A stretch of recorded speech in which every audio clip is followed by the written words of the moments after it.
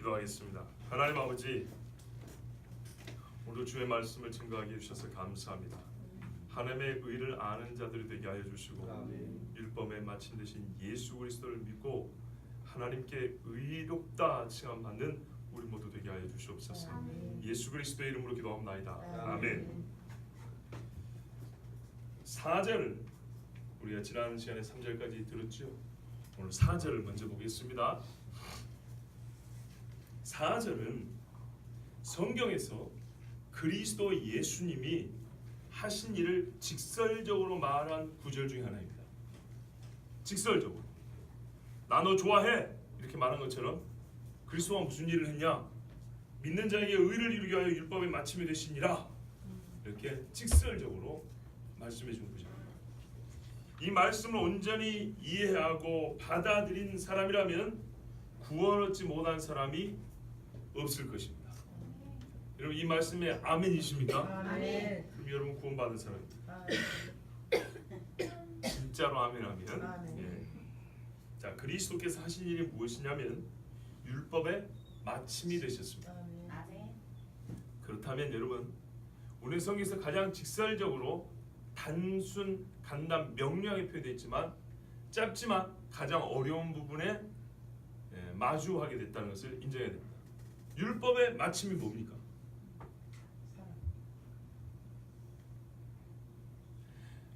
이 형제를 사람은 모든 율법을 다 이루었느니라 이렇게 돼 있지만 이 마침이란 말이 그런 뜻인지 아닌지는 몰라요. 미국에 유명한 신학자 있었어요. 찰스 하츠라고. 이분이 짧은데 정말 어려운 말씀에 우리를 봉착했다고 했어요. 보세요. 마침이 뭘까? 우리가 마침이라는 말은 크게 세 가지로 쓴다는 겁니다. 첫 번째, 어떤 일이 도달하고자 하는 목표. 목표가요 50이면 50을 하면 맞춰진 거죠. 그렇죠? 할당량 있잖아요. 80이면 80 맞춰진 거예요. 100을 요구했으면 100이야 맞춰지는 거죠.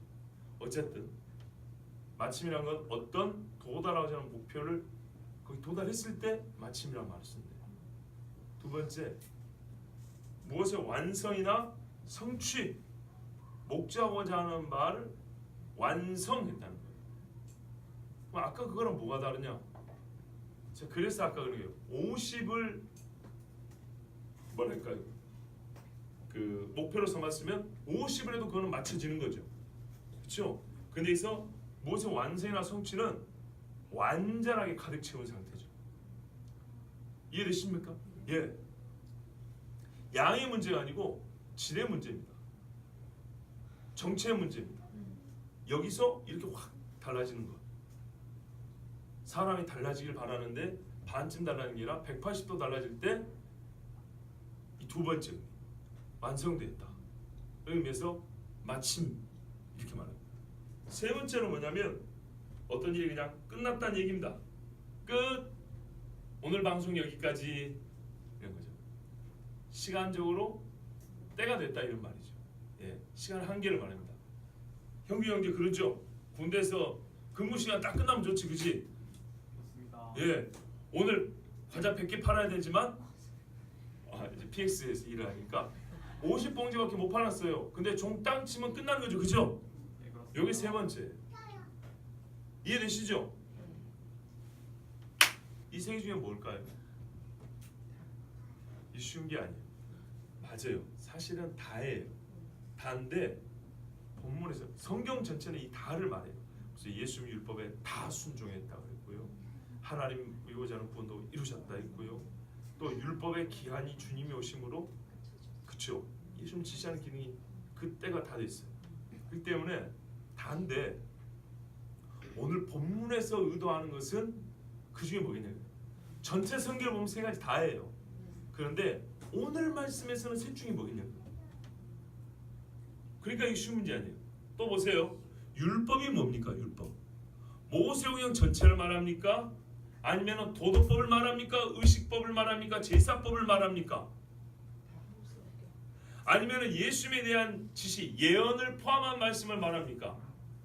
모형제 사건을 말합니까? 율법이란 말 앞에 어떤 수식어가 붙냐에 따라서 율법도 아주 다양하게 해석할 수 있어요.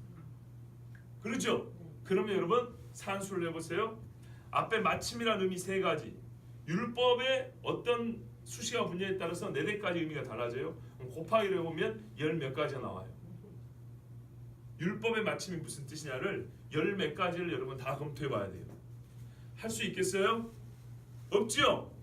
저는 할 수 있을까요? 못합니다. 믿음이 좋아지셨어요? 좀 못합니다. 그럼 어떻게 해야 되냐? 본문이 가르쳐줘요. 그 중에 뭐라고. 그래서 맥락이 중요합니다. 맥락을 읽어보면 여기서 말하는 율법은 이거고 여기서 말하는 마침이 이런 뜻이구나 라는 게 성경만 자세히 보면 여러분 보입니다. 자, 그러면 우리 맥락을 한번 보죠. 자, 아까 다시 한번 말씀드릴게요. 이 의미가 다 성경에 나와 있습니다. 근데 오늘 로마서가 10장 4절에서 우리에게 말씀하는 말은 무엇인가, 그것을 우리에게 가르쳐 주시려고 말씀한 거기 때문에 한번 맥락을 통해서 찾아보도록 하겠습니다. 앞에 보면 9장 30절에서 32절 말씀에 이런 말이 있어요. 그런즉 우리가 무슨 말을 하리요? 의를 따르지 아니한 이방인들이 의 나왔네요. 의. 그죠? 우리 4절에 믿는 자의 의를 이루기 위하여. 그렇죠? 의 똑같이 나왔네. 이방인들이 의를 얻었으니 곧 믿음에서 난 의요. 의의 법을 따라간 이스라엘은 율법에 이르지 못하였으니, 의의 법이 율법이고 율법을 이르지 못하였으니는 율법이 뜻하고자 한 바를 얻지 못했다는 얘기죠. 자, 어찌 그러하냐? 이는 그들이 믿음을 의지하지 않고 행위를 의지함이라. 부딪힐 돌에 부딪혔느니라. 다시 한번 잠깐 살펴볼게요. 본래 의가 뭔지 몰랐던 백성들은 의를 얻었고요. 의를 가르쳐주는 법을 받은 사람들은 그 법이 뜻하는 말을 얻지 못했대요. 그러니까는 조건과 결과가 반대로 나왔다는 얘기죠.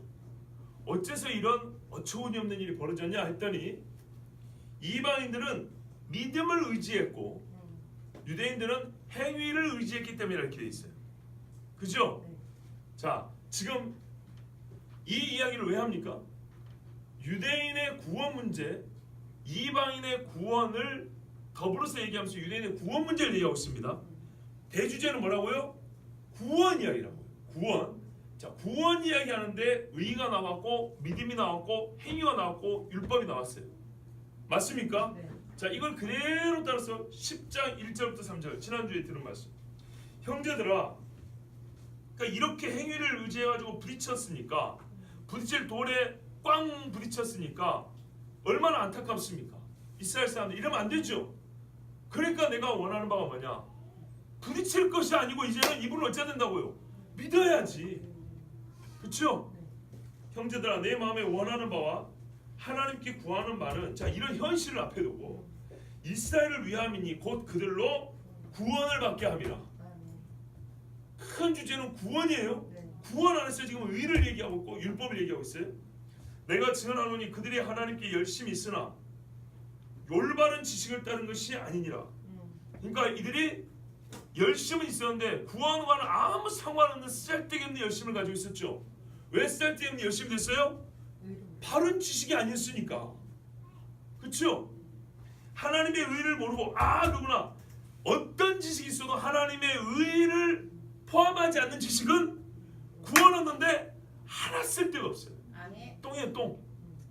하나님의 의를 모르고 아는 지식은 뭐냐면 자기 의를 세우려고.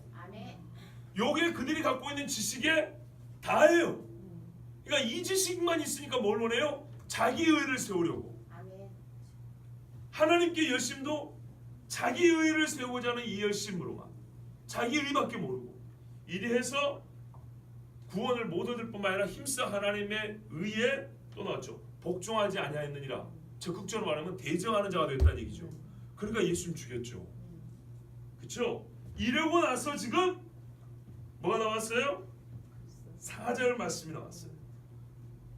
그렇다면 이 맥락을 볼 때 여기서 말하는 하나님의 의는 어떤 의입니까? 구원하는 의미입니다. 구원의 문제잖아요. 보세요. 이스라엘이 행위를 의지하여 의를 얻지 못하여 어떻게 됐다? 구원을 못 받았다는 거예요. 이게 내 고민이거든. 왜 이렇게 되냐 했더니 하나님의 의를 모르고 하나님의 의를 주는 그 길을 모르고 자기 의를 내세우고 이 무지한 상태와 이 무지한 상태에서 시작된 열심으로 말미암아 아무리 애를 써도 하나님의 의를 대적하는 짓을 하는 뿐이지 절대 하나님의 의에 도달하지 못했다는 겁니다. 그래서 내 마음에 근심, 그래갖고 구원을 얻으면 근심할 이유가 없죠. 근데 구원을 못 했다네. 그래서 구원을. 자, 이런 3절까지 말씀 이후에 우리 읽은 4절, 그리스도께서 율법의 마침이 되신 이유는 모든 믿는 자에게 의를 이루기 위하여이므로 그리스도는 결국 죄인들에게 의를 이루어 구원을 주기 위해 율법의 마침이 되었다로 결론 지을 수 있겠죠. 그렇죠? 의는 바로 하나님의 의의 줄임말입니다. 로마서가 일관성 있게 강조하는 바 하나님의 의는 예수 그리스도와 예수 그리스도의 대속 사역입니다. 로마서 1장 16절 17절에 내가 복음을 부끄러워하지 아니하노니 이 복음은 모든 믿는 자에게 구원을 주시는 하나님의 능력이 됨이라. 먼저는 유대인에게요 그리고 헬라인에게로다. 복음에는 하나님의 의가 나타나서 믿음으로 믿음에 이르게 하나니 기록된 바 오직 의는 믿음으로 말미암아 살리라 함과 같으니라. 우리가 요절로 외우는 거죠. 보세요. 이게 뭐가 나와요? 믿음, 구원, 하나님의 의, 그렇죠? 살리라. 구원이죠 역시. 지금 같은 말이 1장과 10장이 거의 같은 맥락이라는 얘기입니다. 또 3장에 보면 이제는 율법에 하나님의 한 의가 나타났으니 율법과 선지자들에게 증거를 받은 것이라 곧 예수 그리스도를 믿음으로 말미암아 모든 믿는 자에게 미치는 하나님의 의인이 차별이 없느니라. 모든 사람이 죄를 범하였음에 하나님의 영광에 이르지 못하더니 그리스도 예수 안에 있는 속량으로 말미암아 하나님의 의대로 값없이 의롭다 하심을 얻은 자 되었느니라. 여러분 문구는 다르지만 결국 한 가지 주제를 이해하고 있는 거 아시겠죠? 이걸 보편 인류에게 말씀했던 걸 지금 이제는 유대인에게 집중해서 말하고 있는 것 뿐이에요. 구원을 받고도 남을 사람들이 왜 못 받냐? 전체 인류가 빠져있는 이 오류에 유대인들은 더욱 심각하게 빠져 있었던 거예요. 더구나 하나님의 복음을 들을 수 있는 조건적으로 훨씬 더 좋은 조건 하에 있었지만은 그러지 못했다는 거예요. 결국 왜요? 자기의 때문이라는 거예요. 로마서 4장 3절 5절에 믿음으로 얻는 의하면 이분이 대표적이죠. 아브라함. 성경이 무엇을 말하느냐? 여기 성경은 뭐예요? 창세기 이야기입니다. 다시 말하지만 창세기는 포로 갔다 와서 쓴 거 아닙니다. 성경이 무엇을 말하느냐? 아브라함이 하나님을 믿음에 그것이 그에게 의로 여겨진 바 되었느니라. 일하는 자에게는 그 삭시 은혜로 여겨지지 아니하고 보수로 여겨지거니와 이를 아니할지라도 경건하지 아니한 자를 의롭다 하신 이를 믿는 자에게는 그의 믿음을 의로 여기시나니. 아멘. 곧 하나님께서 우리를 하나님 앞에서 잘 들으세요. 죄 없는 자, 거룩한 신성에 합한 자로 세우는 일을 하나님의 의를 이룬다 그럽니다. 이 일은 오직 그리스도 예수의 속량으로 가능했으므로 본문이 말하는 율법 10장 4절에 말하는 율법의 마침은 죄인을 의인되게 하는 일의 실체를 말하는 것입니다. 여러분과 제가 하나님 앞에 구원받음에 집중된 개념이라는 얘기입니다. 율법의 마침이라면 아까 여러 가지 가능성이 있었죠. 이렇게도 적고. 근데 로마서 전체 맥락에서 이 말을 언제 쓰냐면 구원의 문제에 쓴다고요. 죄인이 하나님 앞에 의롭다 와서 구원 얻는데 이 말을 쓰지 다른 데 쓰는 게 아니라고요. 지금 로마서는. 아시겠죠? 로마서는 지금 그 문제를 다루고 있어요. 다시 말해서 율법은 죄인을 의인되게 하는 목적으로 주어졌고요. 다만 잘 들어보세요. 우리가 평상시 쓰는 어법하고는 조금 달라요. 그러니까 잘 들으시라고요. 근데 왜 이렇게 말하냐면 우리는 평상시에 좀 애매하거나 불확실한 것을 일반적으로 대화할 때 그냥 그렇게 써요. 그러면 어련히 알아서 잘 알아들게 그렇게 써요. 또 대충 알아먹어요. 생활처럼. 근데 교리는 진리는 그렇게 듣는 게 아니에요. 진리는 명확하게 가르쳐 드려야 되고요. 세분해서 깨달아야 되는 거예요. 일상생활에서는 척하면 척이지만 하나님 말씀은 그렇게 듣는 게 아니에요. 그래서 우리가 일상적으로 쓰는 화법하고는 좀 다른 화법이 설교 시간에 나올 수밖에 없는 거예요. 아시겠죠? 예. 여기 오는데 144번 타나 101번 타나 저만큼에서 종암도에서 타면 다 온다고요. 교리는 그렇게 되는 게 아니라고요. 자 보세요. 율법은 죄인을 의인되게 하는 목적으로 주어졌어요. 목적은 그겁니다. 다만 스스로 그 일을 이루지 못하고 의를 이룰 수 있는 분을 나타내고 알리고 그분께로 인도하는 일을 감당을 했어요. 목적은 구원을 이루는 것인데 그가 할 수 있는 능력은 구원 이룰 분을 우리에게 알려주는 데까지가 율법이 가진 능력이라고요. 우리에게 구원이 필요하다. 그리고 누구를 통해서 구원하냐 이것까지 알려주는 게 율법이 가진 능력인데 목적은 우리가 구원 얻는 거예요. 예수께서 오셔서 죄인을 의롭게 하심으로 율법이 이루고자 하였던 일을 성취하셨습니다. 이게 뭔 말인가? 다시 들어보세요. 율법이 이루고자 한 일은 우리를 구원하는 거라 그랬죠. 근데 율법은 그 자체에 어떻게 최종 목적은 우리를 구원하는 건데 어떻게 구원한다고 스스로 말하냐면 나는 당신들이 구원 얻기를 바래. 그런데 내가 하는 게 아니고 그리스도가 올 거야. 메시아가. 그가 와서 당신들을 구원할 거야. 그래서 우리가 율법이 그리스도를 우리에게 보여줬어요. 자, 그래서 우리가 그리스도를 믿었어요. 그럼 율법이 이루고자 하는 목적이 성취됐습니까? 안 됐습니까? 됐지요? 뭔 말인지 알겠어요? 목적과 능력이 항상 똑같아야 되는 건 아니에요. 이해되세요? 동일한 존재의 목적과 능력이 함께 있어야 되는 것만은 아니라고요. 율법이 목적하는 것은 우리를 죽이려고 하는 게 아니고 우리의 죄를 깨닫게 하는 것도 하나님 앞에 우리를 세우고자 하는 것이죠. 그죠? 모든 힘으로 하나님 앞에 무릎 꿇게 하고자 하는 것이. 그런데 그래서 어쩌라고요? 메시아를 만나라고.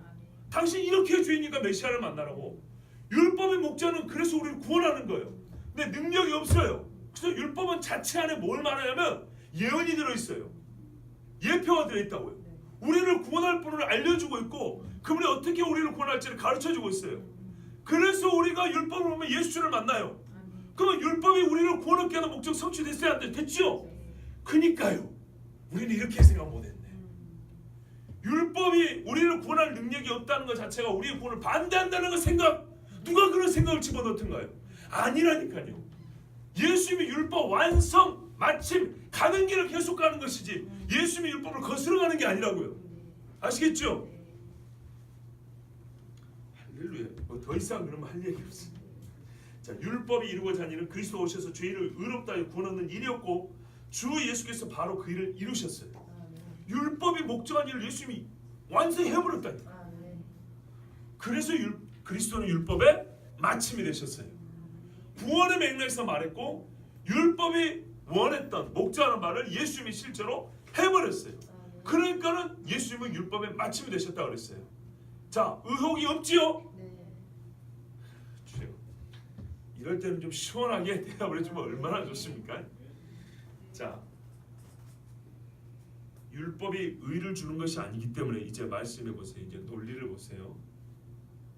율법이 처음부터 의를 주는 게 아니기 때문에 믿는 자에게 의를 이룬다. 말 안에 답이 있어요.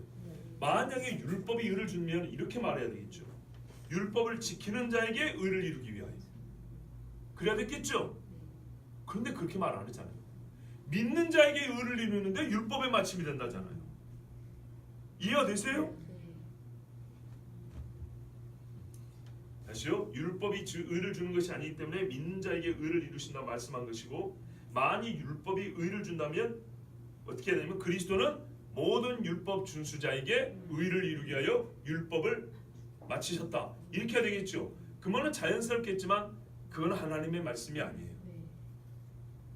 모든 믿는 자에게라는 단서 조항은 이와 같은 사실을 함축적으로 지시하고 있습니다. 처음부터 나는 율법으로 너희 보고 의를 얻으라고 한 적이 없다. 나는 믿음으로 했지. 그렇죠. 아브라함 때도 그렇지 않습니까? 여기 한 가지 더하여 매우 중요한 사실입니다. 모든 믿는 자라 그랬죠. 모두는 누구라도 보편적입니다. 혈통과 혈족과 족속과 나라와 민족 차별이 없습니다.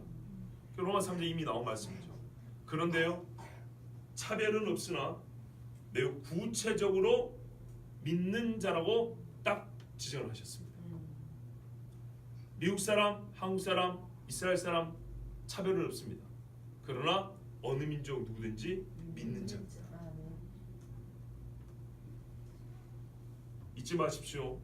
예수 그리스도 하나님의 의를 믿지 않는 자에게는 어떤 경우라도 의가 주어지지 않습니다. 말씀이 긍정형으로 됐을 때는 부정형으로 바꾸면 은혜가 더하고요. 부정형으로 되어 있는 말씀은 긍정형으로 같은 뜻이지만 긍정으로 바꾸면 더 은혜가 풍성해집니다. 성경은 도덕적 선함과 윤리적 덕목으로서의 의를 먼저 요구하지 않습니다. 제가 아주 지금 조심스럽게 한 글자 한 글자 신중하게 표현한 겁니다. 성경은 도덕적 선함과 윤리적 덕목으로서의 의를 먼저 요구하지 않습니다. 요구는 하지만 먼저 요구하지 않습니다.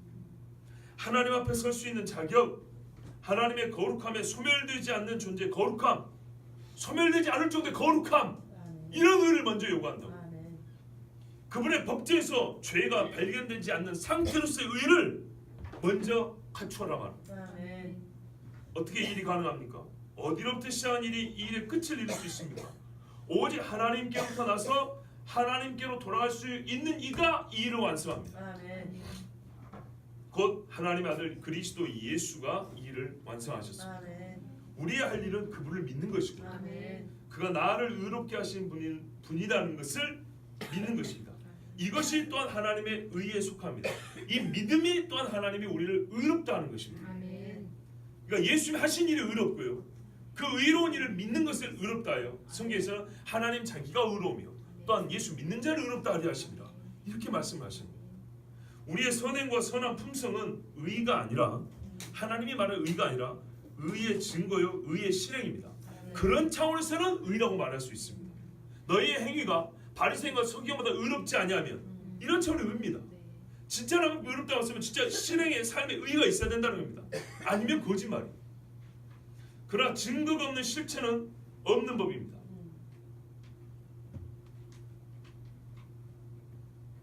의의 삶은 의를 얻었음을 증거한다는 것을 꼭 잊지 마시기 바랍니다. 자, 증거가 없는 실체라는 건 없다 그 말입니다. 예, 어떤 게 있으면 반드시 증거가 있어요. 그렇기 때문에 의의 삶은 의를 얻었음의 증거라는 사실을 꼭 기억하셔야 됩니다. 자, 이와 관련해서 매우 중요한 주의를 한 가지 더 드릴 게 있습니다. 아까 제가 처음부터 율법으로 구원을 얻는 것이 아니기 때문에 믿음으로 말미암아라는 말씀이 있었다고 그랬습니다. 우리가 흔히 하는 말 중에 굉장히 큰 오류를 담고 있는 말이 있습니다. 들어보세요.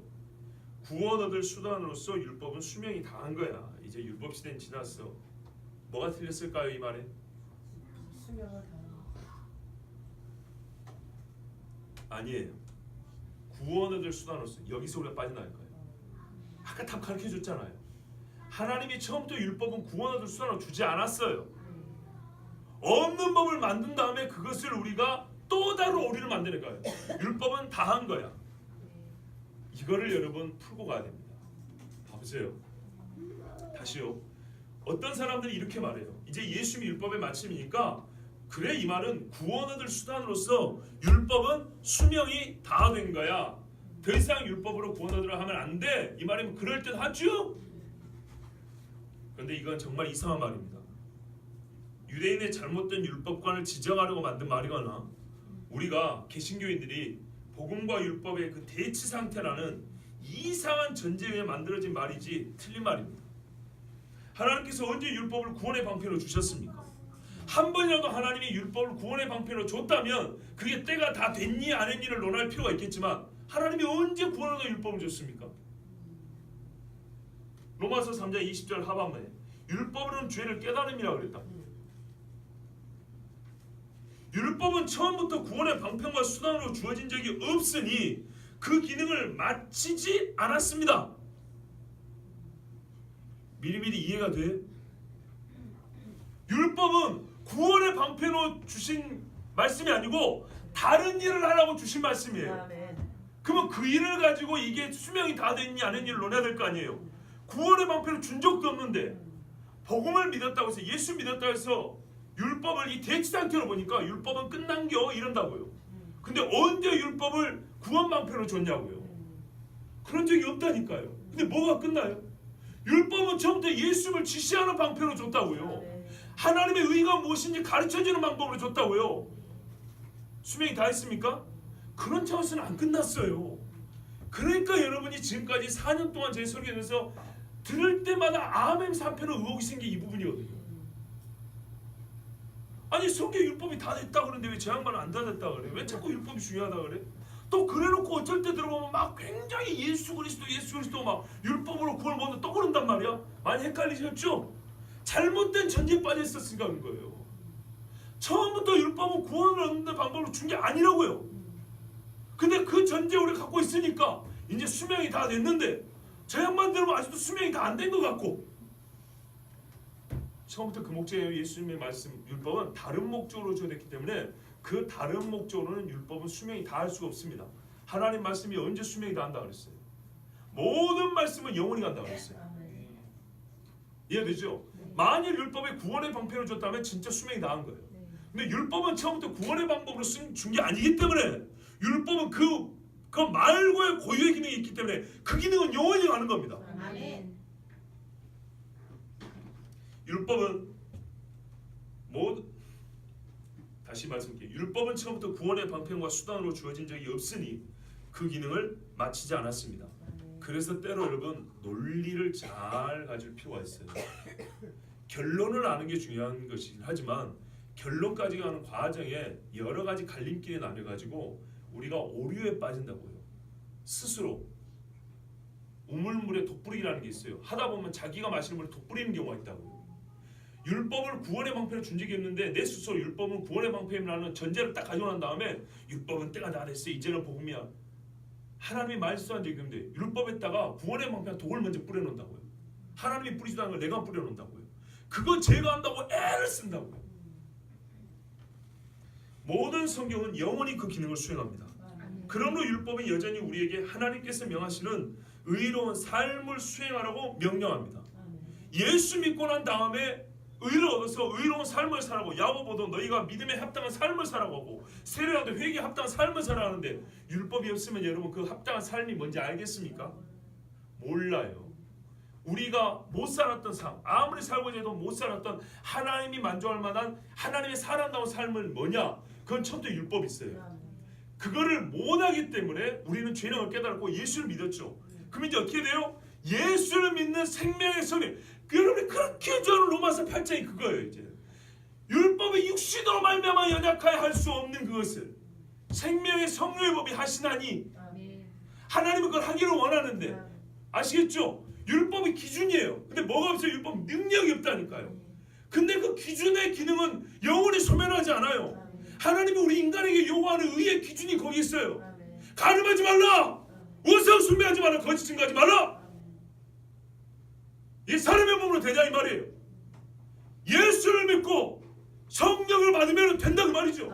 술 취하지 말라 이런 방탕한 것이니 성령의 충만을 받으라. 이게 율법적으로 붙어도 되냐 이 말이죠. 안 돼요. 기준은 알아요. 불가능해요. 그러나 성령의 충만을 받으면 된다 이 말이죠. 이게 복음의 능력이란 말이에요. 그런데 능력이 기준이 있어야지. 그죠? 내가 뭘 해야 될지 알아야 될 거 아니에요. 이 일을 율법이 한단 말이죠. 누가 율법이 끝났대요?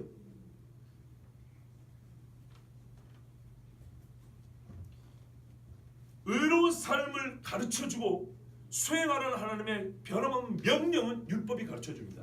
그 기능은 끝나지 않았어요. 모든 성경은 하나님의 감동으로 된 것으로 교훈과 책망과 발행함과 의로 교육과 유익하다 그랬죠.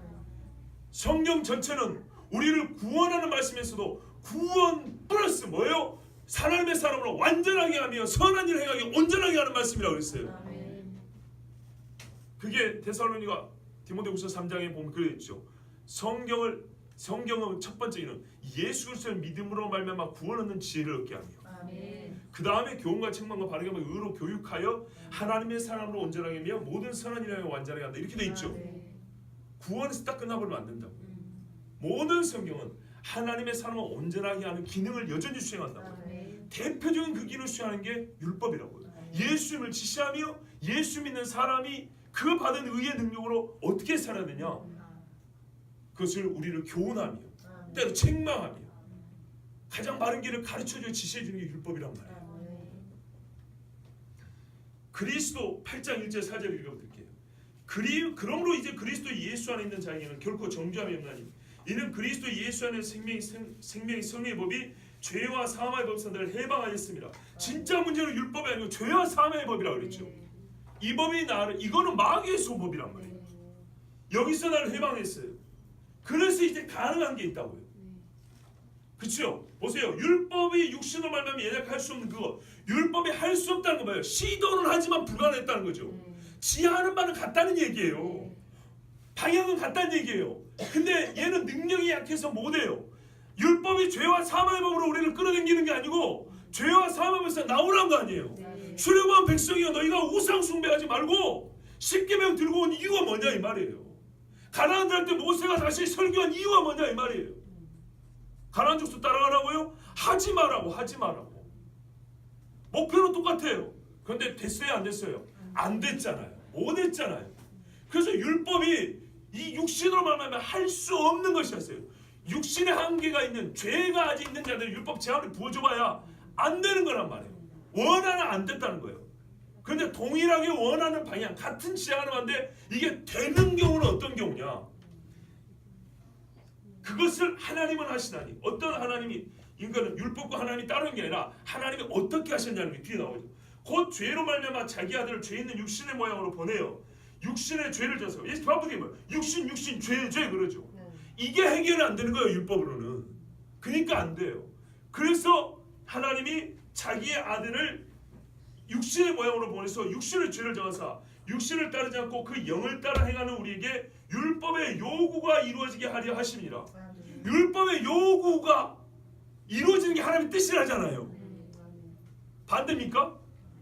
같은 뜻이죠. 같은 방향이죠. 이해되시죠?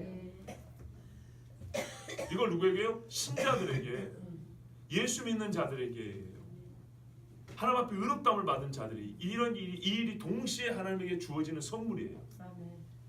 그래서 제가 예전부터 했던 말씀이 다시 이제 떠오릅니다. 예수 믿는 사람에게 율법을 지키는 것은 기본이라고. 기본. 성경은 그 다음까지 얘기해 주고 있다고. 십자가를 지고 따르라. 이것까지는 율법에서 말 안 해요. 그죠? 형제를 하여 죽어라. 방향은 같은데 율법이 이 수준까지는 말을 안 해요. 율법 뭐라 그래요? 말하면 동포를 미워하지 말고, 원수를 갚되 너무 지나치지 마라 그러죠. 그렇죠? 성경은 원수를 그냥 갚아버려 이렇게 가르치진 않아요. 원수를 갚지 마라. 하나님이 원수를 갚는다. 이게 구약의 가르침이에요. 근데 우리 주님은 같은 방향이잖아요. 근데 우리 주님은 더 나간다고요. 원수를 사랑하나 더 나간다고요. 봐보세요. 원수에 대한 우리의 반응은 어떻게 해요? 대적하여 죽이는 이쪽 방향이라고요. 근데 성경은 뭐냐면 참아라, 내가 갚으리라, 반대 방향이라고요. 그게 구약이에요. 근데 예수님은 이쪽 방향에서 더 나가서 사랑해라 이렇게 말한다고요. 정도의 차이지 반대가 아니라고요. 세상의 가르침이 반대인 거예요. 가인 보고 아벨 미우니까 죽여버려, 이게 세상의 가르침이란 말이에요. 그리하여 의롭다함을 얻고 의로운 삶을 사는, 그러니까 로마서 8장에 따라 전인적인 완전한 그리스도인이 되는 겁니다. 예수를 믿고 의의 삶을 사는 그리스도인이 되는 겁니다. 여러분 어찌 오전 설교보다 훨씬 정통적인 설교라고 하는데 별로 안 좋으십니다. 왜요? 여러분 이게 참 중요한 이야기입니다. 왜냐하면 사람 마음에서 진짜 편이 가르거나 호불호가 나눠지는 것은요, 사실 밖의 얘기 아니고요, 속의 이야기예요. 보세요. 이스라엘에 대해서는 본 사람도 있고 안 본 사람도 있고 좀 많이 하는 사람도 있고 못 하는 사람도 있어요. 그러나 어디까지나 그는 내 속 이야기가 내 밖의 이야기죠. 그런데 직접 대놓고 당신 예수 안 믿지 이렇게 말하는 것도 아니지만 교리에 대해 또한 우리가 갖고 있는 어떤 생각의 어떤 틀이나 내가 갖고 있는 이 뭐랄까요 신념에 대하여 이게 터치가 되거나 이게 좀 잘못됐었던 거나 이런 부분에는 상당히 이거를 재정립하는 데 시간이 많이 걸립니다. 어떤 사람이나 어떤 경우는 단호하게 아 그렇구나 하고 탁 오는데 그렇지 않은 경우는 시간이 많이 걸리고 많이 갈등이 됩니다. 그리고 또 하나 이거는 의외로요 귀에 잘 안 들어옵니다. 말이 어렵게 들립니다. 근데 여러분 표현을 보세요. 오늘 오전에 여러분이 낯선 용어를 많이 썼어요. 탄소세, 세계정부, 세계시민, 그죠? 낯선 용어는 많이 썼지만 지금 제가 여러분이 하는 말은 훨씬 친숙한 용어들이에요. 의, 그리스도, 구원, 믿음, 율법, 친숙한 용어죠. 그런데요, 이게 또 잘 안 들어오는 이유. 정말 이것이 우리의 구원에 직결되는 문제들은 그렇게 쉽지 않습니다. 잘 아셔야 됩니다. 내가 구원을 받았을지라도 그래서 아까 말씀드린 거예요. 일상생활에서는 두루뭉실하게 말해도 의사소통되고 생활돼요. 그러나 사회에서도요 정확한 치수가 요구되는 일, 함량이 정확해야 되는 일들은 절대 그러면 안 되죠. 그죠? 수학의 0.01을 따지고 플러스 이게 x표 가지고 동그라미 쳐지죠. 주사기 안에 약이 0.1mm 더 들어가고 그렇죠? 콘크리트 섞을 때 모래하고 자갈하고 뭡니까? 시멘트 비율 이 비율에 따라 완전히 강도하고 용도가 달라집니다. 그런 것처럼요. 그러면 교리의 문제는요. 진리의 문제는요. 훨씬 더 엄밀해야 돼요. 기본적으로 그런 이 생각을 가지고 교리는 우리가 들어야 되고 읽어야 되는 거예요. 이거는 진짜 말 그대로요. 세상에서 우리가 뭔 일에 실패와 성공 이 정도요. 구원의 성공과 실패를 가늠하는 문제예요. 자, 저는 여기서 지난 시간에 들었고 4절을 강의하면서 아까 읽었지만은 3절 말씀을 다시 한번 주목해 보고 싶습니다. 오늘은 4절 읽고 3절을 갑니다. 제 표현이 적절한지는 모르지만 구원의 성공 요건에 우리가요 구원의 성공 요건 이게 4절입니다. 4절 그죠? 구원의 성공 요건에 은혜를 받고 하나님께 감사와 영광을 돌리면서 구원의 실패 요건을 항상 동시에 생각할 수 있는 능력을 갖춰야 됩니다. 그래야 우리가 깨어있어서 분별할 수 있습니다. 3절은 표현하자면 구원의 실패 요건입니다. 유대인마저도 실패할 수밖에 없었던 결정적 실패 요건이 바로 이 3절입니다. 그래서 제가 다시 한번 주목합니다. 죄인의 영적 상태는 언제라도 구원의 상실 상태로 하고자 하고 마귀는 가진 괴계와 미혹으로 구원의 울타리 밖으로 사람들을 끌어내고자 하기 때문에 우리는 어떤 것이 구원의 실패 요건인가에 대해서 반드시 숙지하고 있어야 되고 분별할 수 있는 능력을 갖고 있어야 됩니다. 의의 법을 가진 유대인조차 왜 구원하는데 실패했습니까? 첫째, 하나님의 의를 모르고 결정적으로 우리가 다 알다시피 그리스도를 몰랐죠. 최악의 문제는 이겁니다. 사람이 살면서 다른 건 몰라도 괜찮아요. 젓가락질 못하면 숟가락을 퍼먹어도 되고 손을 집어먹어도 되죠. 생존에 큰 문제 없어요. 그러나 영원한 복락, 영원한 파멸 이걸 가르는 것은요 이 지식이에요. 하나님의 의에 대해 아느냐 모르느냐. 사람은 하나님의 의를 알지 못합니다. 이 말은요 하나님의 의라는 것이 필요하다는 것을 알려면요 사람이 자기 현 상태를 알아야 돼요. 곧 하나님의 의를 모른다는 것은 인간이 자기의 현 주소를 모른다는 얘기예요. 바리새인이 알았습니까? 사람들이 회개의 세를 증거하니까 전부 다 연합회 세를 받는데 누구는 못 받았다고요? 바리새인들, 레위인들, 제사장들은 아무도 안 하고 그를 성경에 뭐라 그래요? 그들을 위하여 하나님이 세우신 계획을 그들은 저버렸다고 했다고 해요. 하나님 앞에 선 나를 바로 볼 수 있는 안목을 가지고 있어야 합니다. 성경에 비추어 판단하고 경건의 삶을 늘 스스로 확인해야 됩니다. 지난주에 저랬기 때문에 길게 말씀드리지 않습니다. 둘째, 실패하는 요건. 내 의를 세우려고 힘쓰는가? 이걸 확인해 봐야 됩니다. 자기 의를 세우려고 다르게 표현하면 율법의 지속을 원한 겁니다. 나 율법주의자 아닌데요?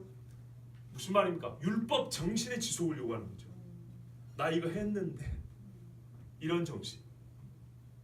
이 사람이 양적으로 볼 때 이걸 좀 더 많이 한 사람인데 좀 더 눈에 띄었던 사람인데, 좀 더 높은 자리에 있었던 사람인데, 우리 중에 좀 앞섰던 사람인데 그 사람은 좀 구원에 가깝지 않을까? 이런 사고방식 아주 위험합니다. 오늘 새가족교육에 정말로 중요한 질문이 나왔고 양심적인 고백이 나왔고, 그래서 하나님의 은혜의 복음을 전했어.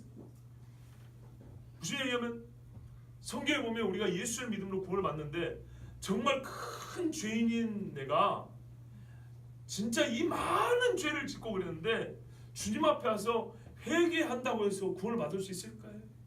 정말 말할 수 없는 이 많은 큰 죄를 지었는데도 불구하고 성경에서는 예수님만 믿으면 와가지고 그거 너무 쉬운, 너무 단순, 구원을 받는다고.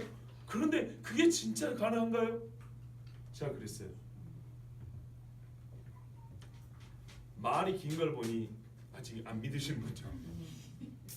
성경에는요 길게 말한 게 있고 짧게 말한 게 있어요. 뭘 길게 말하냐? 하나님의 구원의 경륜은 길게 말해요. 어느 때부터 계획하셨고 창세전에, 그죠? 그 아들을 택하시며 종으로 보내시며 육신으로 보내시며 자기의 메시지 하나님의 말씀을 선포하시며 하나님 나라를 가르치시며 병을 고치시며 십자가에 돌아 죽이고 부활하고 이런 이야기를 하나님의 구원의 경륜에 가서는 자세하게 가르쳐줍니다. 그런데 여러분, 어떤 거는 간단 명료하게 가르치냐? 예수님의 하신 일을 내가 은혜로 받는 것은 매우 간단합니다. 믿으라 죄 사함을 받으리라. 성경에서 제일 간단하게 말해준 것을 복잡하게 말을 하더라고요. 그 자체가 믿음이 없다는 얘기예요. 혹은 아직 불확실하다는 얘기예요. 이해가 되십니까? 제가 어떤 면을 복잡하게 길게 말하는지를 보시라고요.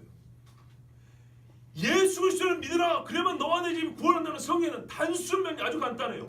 예수님이 하신 일을 좀 표현했지만 내 것으로 취하는 부분에 있어서, 내가 받음에 있어서는 다른 것이 낄 여유가 없다니까. 뭐냐면 오직 믿음만 있으면 되거든요. 믿음이 유일할 수도 있는데 뭐 복잡한 얘기 들었겠어요. 아멘, 내가 믿습니다, 나는 죄인다, 주여 내 죄를 용서하옵소서, 이러면 구원 받는 거예요. 문제는 이러고 나서 개때까지 사니까 그 믿음이 진짜인지 가짜인지 의심스러워. 이게 문제고요. 이렇게 간단하게 하니까 사람들이 이 무거운 하나님의 진리를 앞에 그 구원의 경륜을 더불어서 간단하게 생각해버리고 구원 자체를 가볍게 치고나니까 문제죠.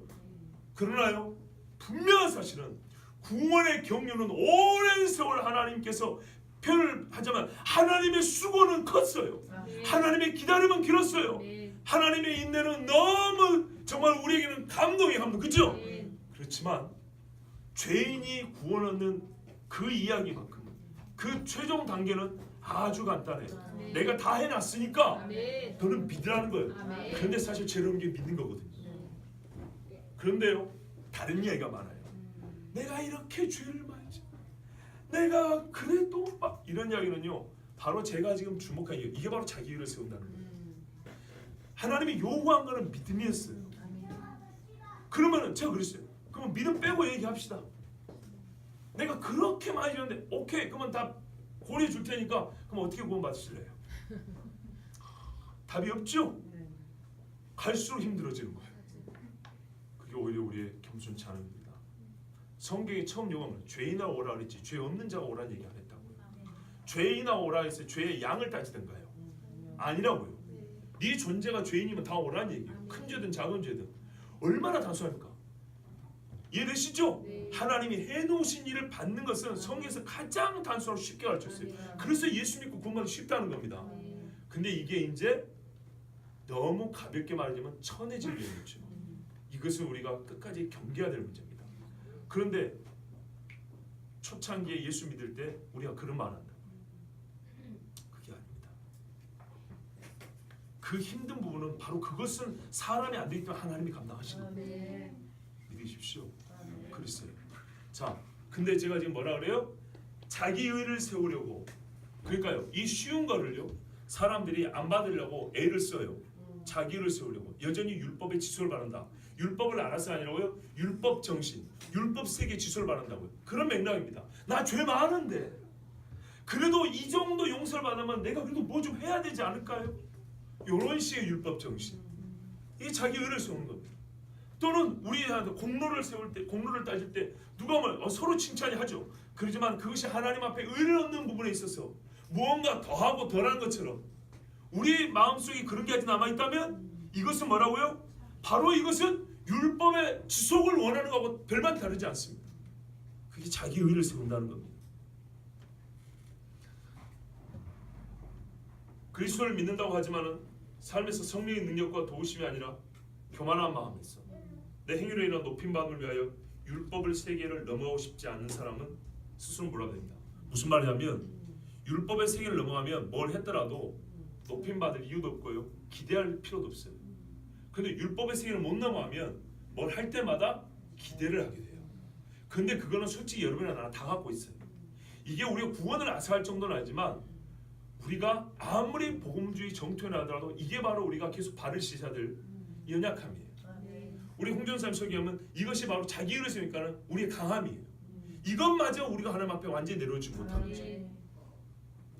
그래서 내 의가 어디에 기반을 두는지 스스로 물어봐야 됩니다. 세 번째입니다. 힘써 하나님의 의에 복종하는가 확인해 봐야 됩니다.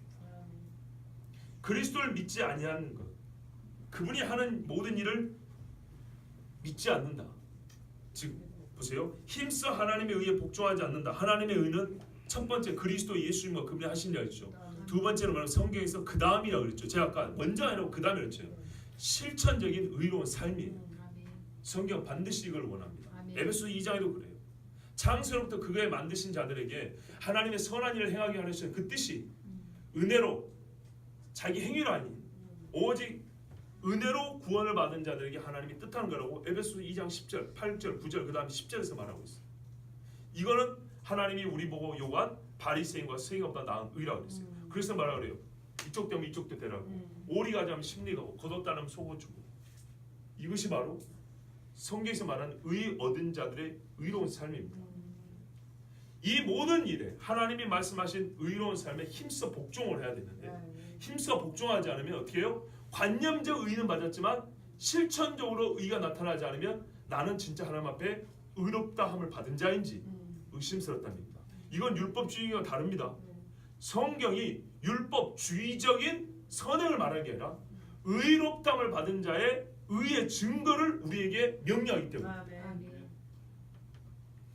그래서 우리 삶에서 어떤 말씀이라도 하나님 말씀에 순종할 마음이 있는가? 정말로 예수님이 하신 모든 말씀에는 아멘이라고 할 수 있는가? 지속적으로 나는 그럴 수 있는가? 내가 어제는 아멘하고 오늘은 아멘 안 하는 자가 아닌가? 그럼 벌써 나는 주님에게서 한 발짝 떨어진 자죠. 뭐 단정적으로 그 한 번 갖고 구원을 이뤘다 이런 말은 너무 섣부른 판단이 될 수 있습니다. 그렇지만 여러분 성경은 항상 이 일을 경고하죠. 믿음에 파산한 자가 있느니라, 귀신의 가르침에 빠진 미혹된 자가 있느니라. 실명까지 성경에 기록되어 있어요.